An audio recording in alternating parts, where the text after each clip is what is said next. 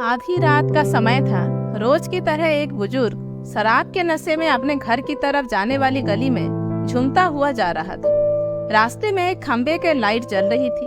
उस खंबे के ठीक नीचे एक 15 से 16 साल की लड़की पुराने फटे कपड़ों में डरी सहमी सी अपने आंसू पोंछते हुए खड़ी थी। जैसे ही उस बुजुर्ग की नजर उस लड़की पर पड़ी, वह रुक सा गया।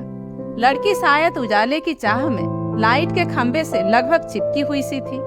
उस बुजुर्ग उसके करीब गया और उससे लड़खड़ाती जुबान से पूछा, तेरा नाम क्या है? तू कौन है और इतनी रात को यहाँ क्या कर रही है? लड़की चुपचाप डरी सहमी नजरों से दूर किसी को देखे जा रही थी।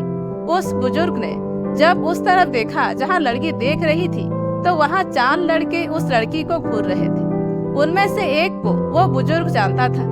लड़का उस बुजुर्ग को देखकर छेप गया और अपने साथियों के साथ वहां से चला गया। लड़की उस शराब के नशे में बुजुर्ग से सशंकित थी, फिर भी उसने हिम्मत करके बताया, मेरा नाम रूपा है, मैं अनाथाश्रम से भाग आई हूँ। वो लोग मुझे आज रात के लिए कहीं भेजने वाले थे। दबी जुबान से बड़ी मुश्किल से वो कह पाई, बुजुर्ग क्या बात करती है, तू अब कहाँ जाएगी? लड़की, नहीं मालूम। बुजुर्ग, मेरे घर चलेगी? लड़की मन ही मन सोच रही थी कि ये शराब के नशे में है और आधी रात का समय है, ऊपर से ये शरीफ भी नहीं लगता है। और भी कई सवाल उसके मन में धमाचौकड़ी मचाए हुए थे। बुजुर्ग, अब आखिरी बार पूछता हूँ, मेरे घर चलेगी हमेशा के लिए?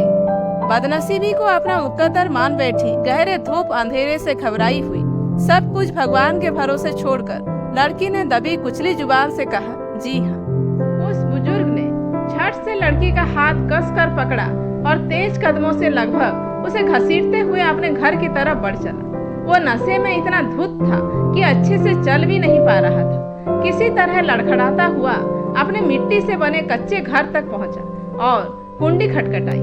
थोड़ी ही देर में उसकी पत्नी ने दरवाजा खोला और पत्नी कुछ बोल पाती कि उससे पहले ही उस बुजुर्ग ने कहा, ये लो, संभालो इसको, बेटी लेकर आया हूँ हमारे लिए। अब हम बांझ नहीं कहलाएंगे, आज से हम भी औलाद वाले हो गए।